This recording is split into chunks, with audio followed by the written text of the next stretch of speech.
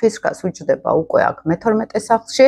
მე-12 სახლი ჩვენთან არის ფსიქოლოგიური სახლი, დაფარული, საიდუმლოებების სახლი არის, აი ფარული, ჩუმი ფსიქოლოგიური პროცესების. ხისგები შეიძლება მაგას ახლა ვერ გზნობდნენ, ყველაზე ნაკლებად გზნობდნენ, ახლა აი ამ ტრანზიტს, მაგრამ მე-12 სახლი იცით როგორ მუშაობს, აი მედიტაციური პრაქტიკები რომ მოუნდებათ, ან საკუთარ თავში ჩაღრმავება მოუნდებათ, რაღაცა ის ფსიქოლოგიურად დასვენებას შეიძლება მოუნდეთ, ენერგეტიკულ დონეს გულისხმობ აქ, აი რაღაცნაირად თითქოს განცდა იყოს, რომ მე ჩემ სამყაროში მინდა ჩაკეტვა ენერგეტიკულ დონეზე, შეიძლება ბევრ ხალხშიც იტრიალონ, მაგრამ აი შინაგანად იყვნენ აი ცოტა ან ჩაკეტილები, ან რაღაც ისეთი რაღაცები მოხდეს, რაც ისეთი იყოს მათთვის, აი ბრუსით მოცული, რატო გავაკეთე ეს რო არ ვიცი მაგალითად, ხო? შეიძლება სულიერი კრიზისი შეიქმნას, რომ აი წმენასთან დაკავშირებული კრიზისები, ან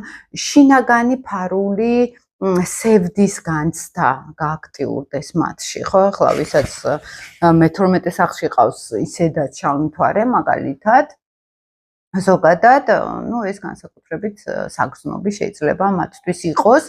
მაგრამ ტენდენცია თვითონ ესეთი არის. მე-12 სახლში მე რაღაცნაირად აი დინებას მიყვები, რატომღაც ყველა მეცოდება, რატომღაც შინაგანად ცოტა მოწყენილობა უფრო მაქვს, ოღონდ არაცნობიერ დონეზე.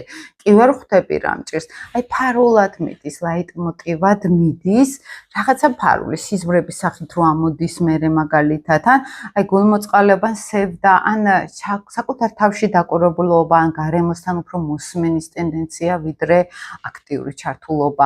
რა თქმა უნდა, მთელ პლანეტებს აქ მნიშვნელობა, უბრალოდ ფარულად ლიტის ენერგია გააქტიურებს აი ამ შიდა სენსიტიურ თემებს და აი მედიტაციური პრაქტიკები ან სულიერი პრაქტიკები განსაკუთრებით ცოტა ფრთხილადაც უნდა იყვნენ აქ რო არ ჩაიძირონ მთლიანად, მაგრამ ძალიან კარგი არის ამ ტრანზიტზე უფრო ფსიქოლოგიური მუშაობა საკუთარ თავზე, უფრო თერაპიული მუშაობა, აი ბევრი ლიტი ძლევა კარგ შანს ისეთ რაღაცები შეიძლება ამოატივტივონ, ანუ გახსნან მთლიანად, რომელიც